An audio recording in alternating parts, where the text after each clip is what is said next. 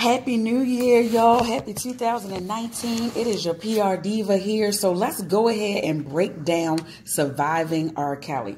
Now, understand, I am breaking down Surviving R. Kelly, the docuseries.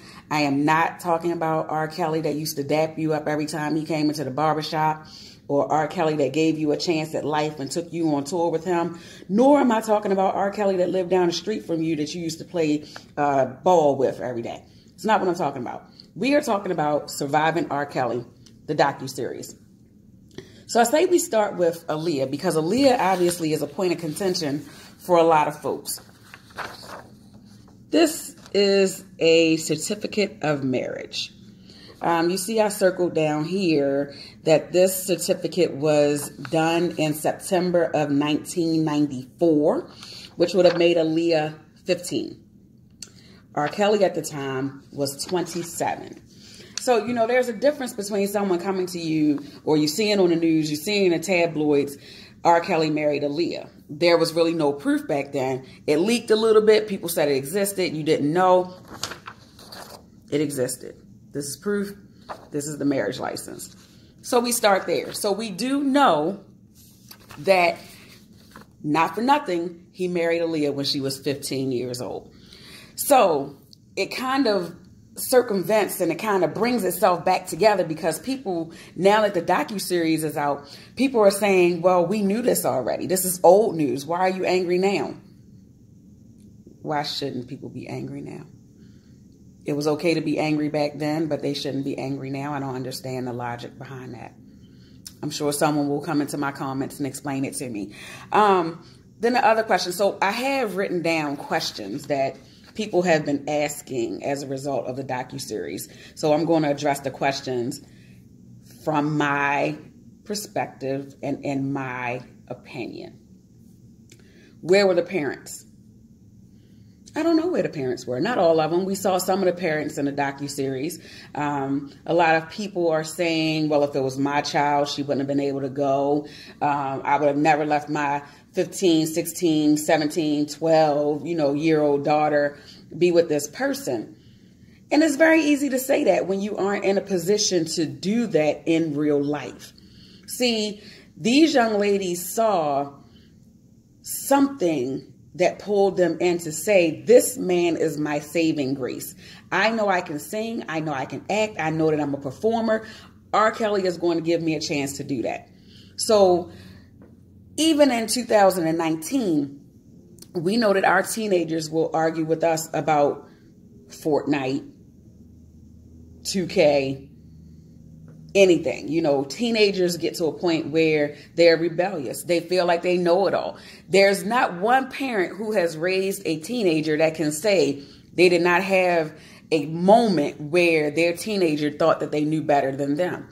So can I blame the parents? I'm not going to say necessarily that there is blame. I'm going to say that there should have been greater effort placed in knowing where your children were and what they were doing. However, children lie, people lie, adults lie. So, people used to go to school when I was in elementary and high school, and they would come to school wearing one thing and take another outfit out of their bag. That's no excuse. There are no excuses for what parents did or what parents didn't do. So, for everyone who's saying where the parents, I get it. I understand. We do want to know where the parents were. We saw some of the parents and how they were, arguing about, well, not arguing, but doing their due diligence to get their children back after the fact. And a lot of you are saying that same due diligence should have happened beforehand. We get it. I understand. Nothing we can do about it now, because once you stop blaming the parents, when do you acknowledge the fact that this adult, this grown man, still has underage females in his care, in his presence that he's taking care of? I get it. You want to know where the parents were. Okay. Erase that. There's a grown man holding young ladies hostage or against their will, or, in a cult-like setting. The girls were fast. I kind of touched on it a little bit. However, What girl, what young girl, what teenage girl is fast enough to catch the eye of a grown man? Like, how fast do you have to be? How do your actions dictate or warrant that a grown man would want you? You know, like, how fast should you be? Should it be little shirts, little skirts, boobs pushed up? I mean, I don't understand, like, exactly what is it that makes it acceptable for a 27-year-old man to marry a 15-year-old girl? Outrage about Sparkle. Sparkle released a single after the docuseries. And, like, what does her releasing a single have to do with R. Kelly sleeping with underage girls?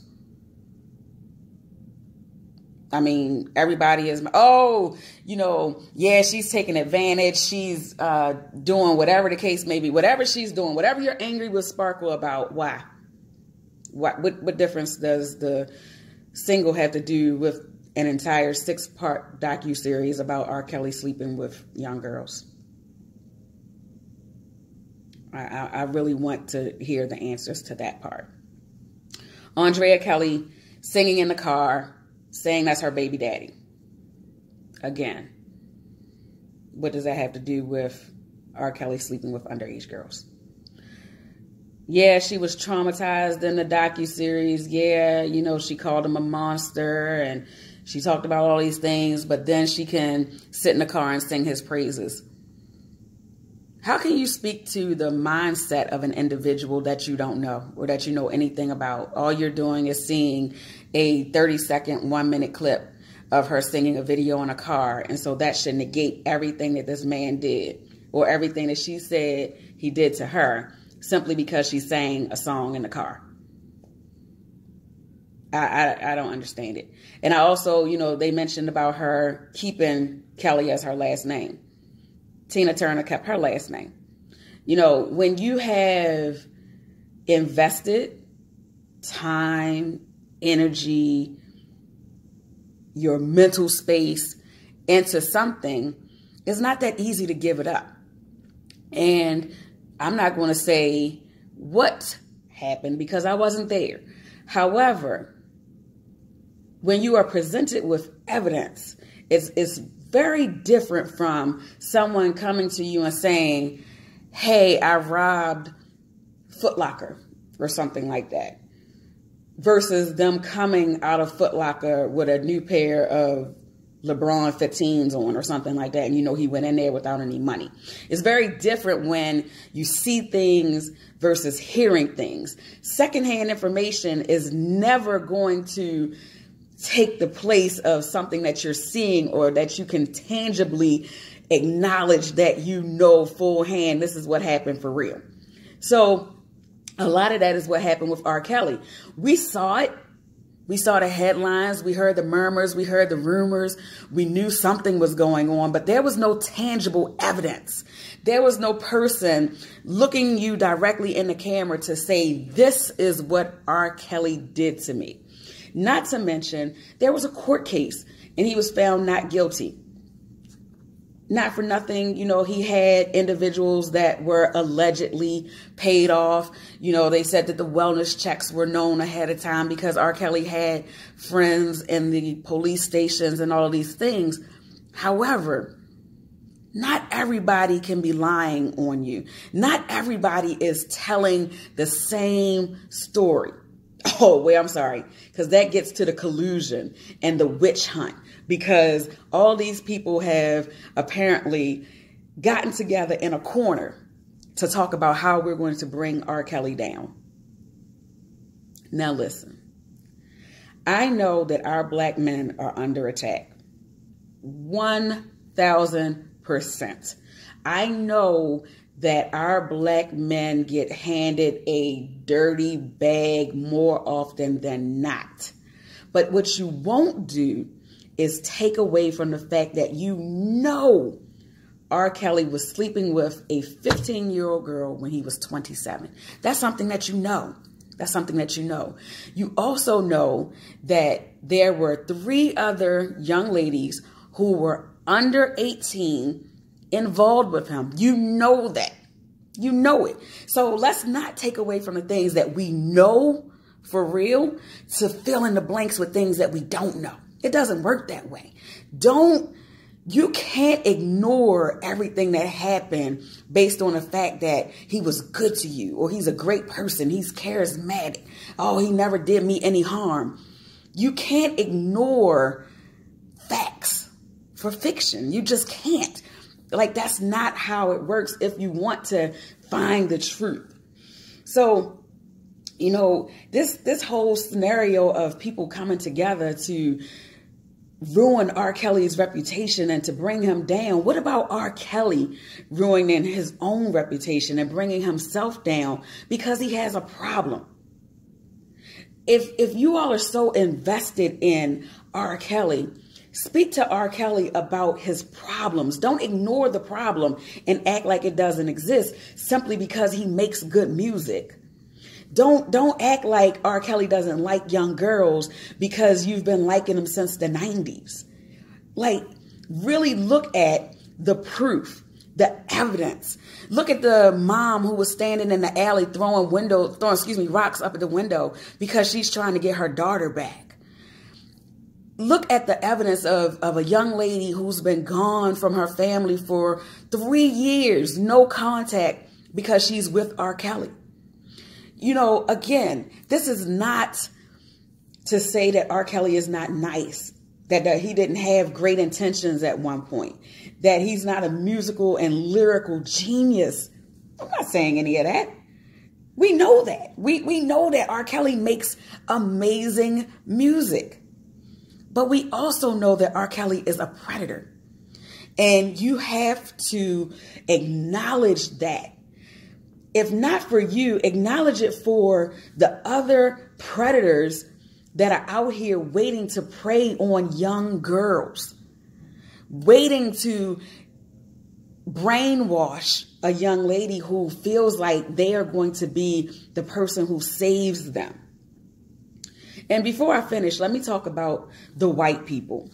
You know, because there's been so much talk of, well, why are they going after R. Kelly? Where's the Harvey Weinstein docuseries? Or where's the Kevin Spacey docuseries? What does that have to do with what R. Kelly did? I'm not saying Kevin Spacey or Harvey Weinstein did or didn't do it. We saw again evidence of what they did. And Harvey Weinstein is going through trial for that right now. So do you feel like R. Kelly shouldn't go to trial as well? Or do you feel like because he was tried the first time and found out guilty that that's enough? Like, when is it enough? When do you feel like you can separate R. Kelly from anybody else who's been blamed or anyone else who's ever did anything wrong and acknowledge and look at R. Kelly and what R. Kelly did? Why does everyone need to be lumped into a pile before you can acknowledge the wrong that happened? I'm curious. I'm interested. I wanted to break down Surviving R. Kelly. Let's talk about it, because this is something that needs to be talked about. This is something that has been happening forever, which is something else that people have been saying. You know, talk about your uncles, your cousins, your creepy neighbor.